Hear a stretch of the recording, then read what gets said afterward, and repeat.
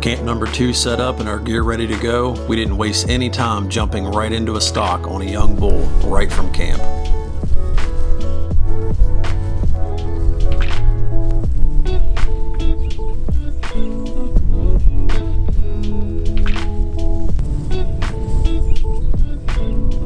Got the wind at his back like a white did. You know, he's looking at the road and he's smelling behind him. There isn't any, like the only cover we have is that one stinking rock. Other than that, it'll be fun.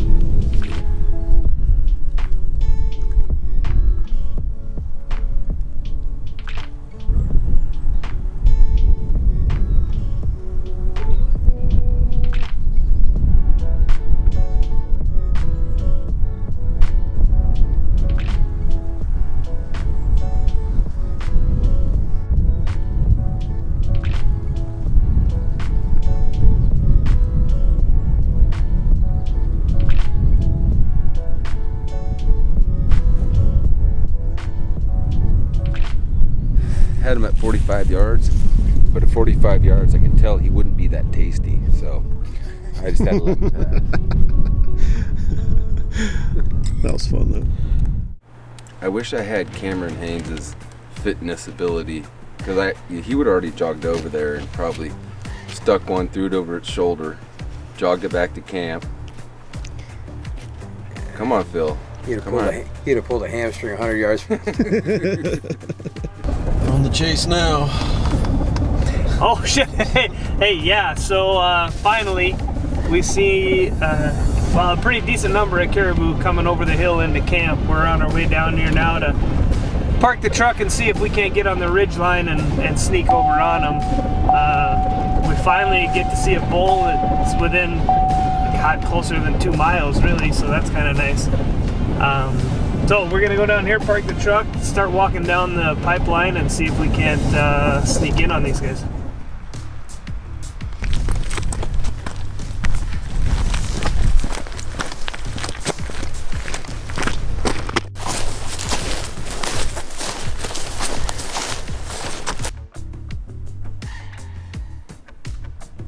If we can get over here, maybe duck back a little bit and dip down and maybe get a spot where we can intercept them as they come through. Okay, yeah, because I see the one.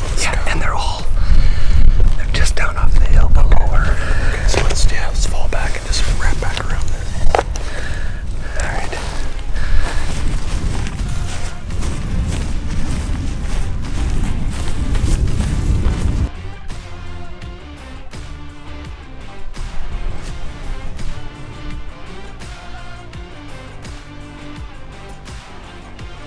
Me and Ernie quickly learned on our first stalk that you can't outrun them, and you need to be aggressive yet patient. And if the whole herd starts to run, just stay put a while, because they may circle back to where you were just sitting. All right, so we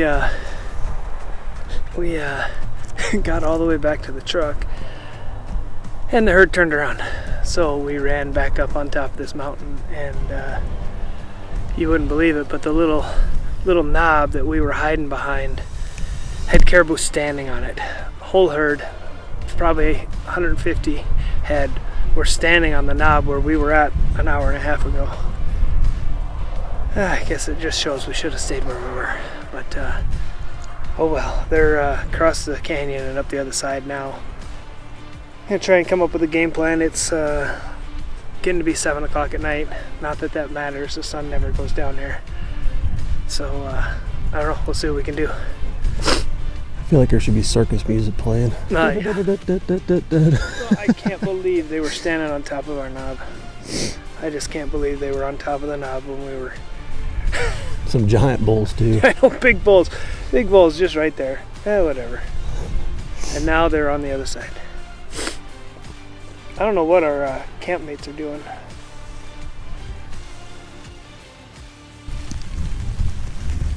The next morning we woke to cold rain and fog and a group of giant bulls right outside of camp. Me and Ernie had just a couple minutes to grab our gear and try to cut them off, and needless to say, we were a bit unprepared for what was about to go down.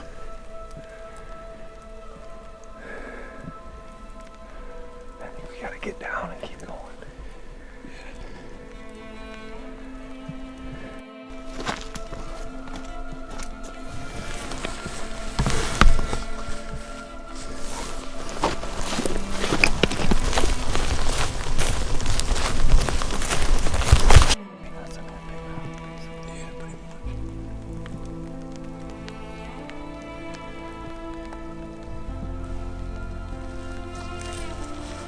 We circled around the group of bulls and lost them for a few minutes in the fog, but ended up spotting them bedded down. With the wind in our favor, the only thing we could do in hopes for a shot was to start to crawl.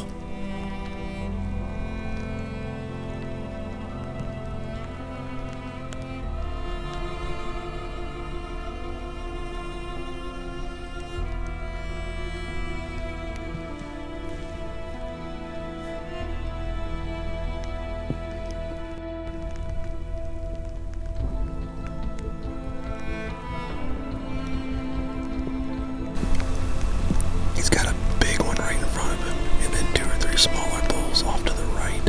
They're all bedded down. He's probably within 100 yards of them right now.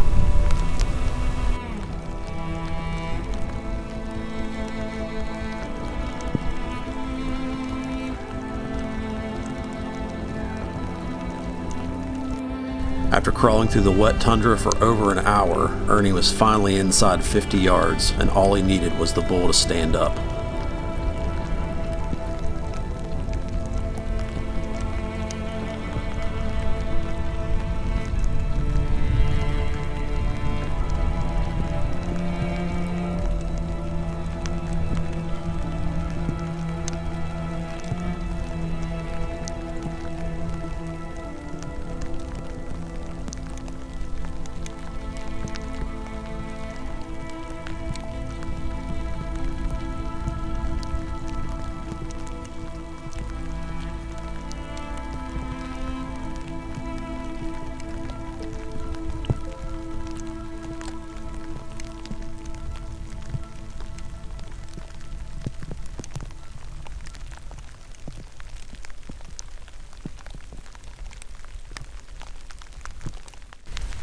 Alright guys, well, pretty much I suck is how that boils down to, but that was by far the coolest stalk I've ever been on. I crawled in the wet, sloppy tundra for, I don't even know how far. 100 yards. Got to within 50 yards of the big bull that I was after. He stood up, and I think it's 50 yards. I don't know. I was having all kinds of problems with my rangefinder. I kept getting an error message. It's so wet out here in the fog, I just couldn't get a reading. But I got 2 consistent readings at 47, so that's when I was like, okay, I'll get on my knees and see if he'll stand up. And he did, and then I tried to get a range. I thought, well, now that he's all the way up, I can really get a range. It still wouldn't work. I should have just been at full draw and ready to shoot when he stood up. But then he started trotting, so I tried to lead him a little bit, and I think I let him a little bit much. So we're not finding any sign of blood, anything. I think it's a clean miss. We'll go back and review the tape, but meanwhile, it's freezing out here. I don't even know. It's cold, like on the verge of snowing, and I'm in a t-shirt, and I've been crawling through the wet, sloppy tundra for an hour. It's time to go get warmed up. Yeah, I wonder if that caribou wasn't moving so fast that I truly did shoot behind it just from it moving. I would say so. Or what, man? I'd say he was moving faster than you really thought he was. Yeah, I didn't lead him. I mean, about this far in front of his front leg. And those slow arrows, it takes a half a second to get there, so he probably couldn't move a whole caribou length in that time. Yep. Well, we're sitting in the truck right now. We've been socked in with rain all day, and it's cold. It's 41 degrees, but when you're out there and you're wet, it feels like it's about 30. So we laid around in the tent for probably 8 hours. Yeah, it's been a long almost time. 8 hours, and we decided just to get out and sit in the truck, and still got all of our gear spread out, trying to get it all dried out, and got us some dinner. And we actually just had a group of caribou run through camp, or right below camp, so there's still some around. The rain's pretty much stopped now, so hopefully that's the end of it, and we can get after some more caribou. We had one epic stalk today, so it wasn't a wasted day. No. But just hopefully something else will show up here and we can get after it. But it was miserable out there this morning, just wet and cold, and me and Ernie were both about frozen. But Did what we had to do. We got up on that bull. Just didn't work out. Close though. We'll be thinking about it for about the next 5 years. Maybe longer. That bull may be something we think about for a good 5-6 years, maybe longer. It's hard to tell at this point. If my past misses are any judge of what this will be like, it'll be a lot longer.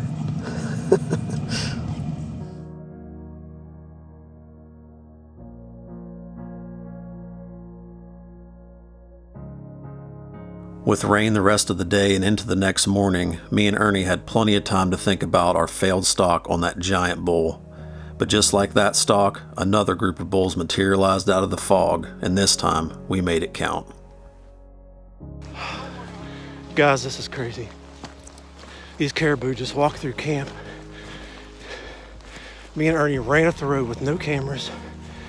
I just shot a bull at 83 yards, and he's hurting bad. It looks like a good shot. I'm just trying to watch him. Oh yeah, he's done. Big bull too.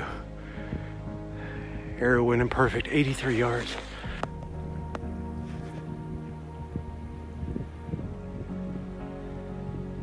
He's hurting bad. The arrow looks good. It's stuck in right through the front leg. Oh my God. Oh! He's trying to get up. I think he's done. He's done. He's done. Oh my God, I can't believe it. I can't believe it. I missed him the first shot. He was like 55 and I shot over him. He ran out and was just standing there broadside, range again 83, dialed my sight, took my time, and just smoked him, 83 yards. All right, we got the troops together. Aaron's gonna help me go out here and we're gonna get hands on him. Man, Jared just poleaxed this caribou. I watched it at like a couple 100 yards. It was impressive. Oh, man. I'm gonna catch so much crap for not getting that on video. These caribou literally come running through camp, and that's been the case the last few days. It's just they just show up out of nowhere and you got to take off running after them. And I asked Ernie, I said, should I grab my bow and try to shoot one or grab the camera and film you? And he was like, man, grab your bow. So we both took off with bows, and we both split up, and they just so happened to walk by me.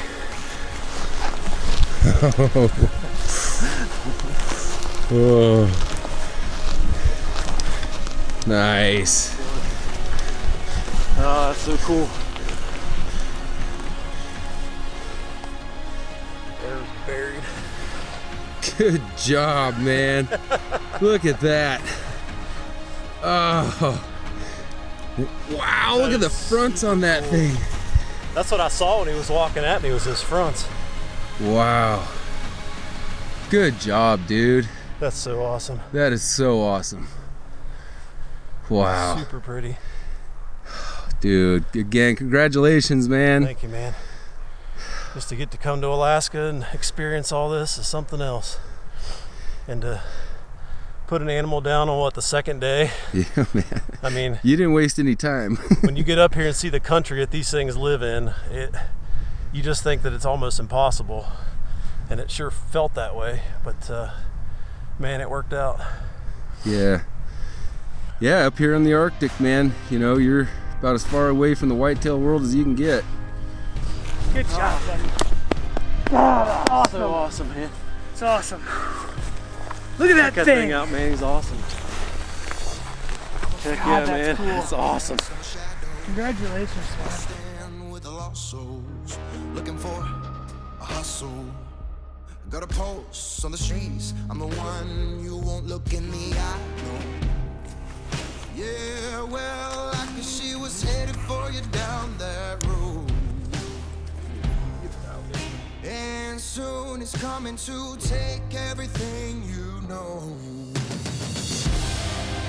When the monster crawls out of the sea, you're gonna need somebody like me. When your brother's got blood in the streets, you better call somebody like me. I was made in the shadows, where the light ain't allowed to go. When the line gets a little blurry. We got our own episode of Meat Eater. That's right.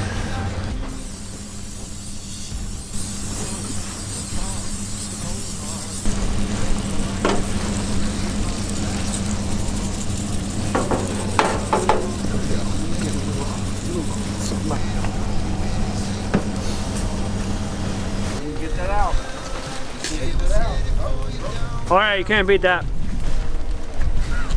From the field to your plate in under 3 hours. It died right over there.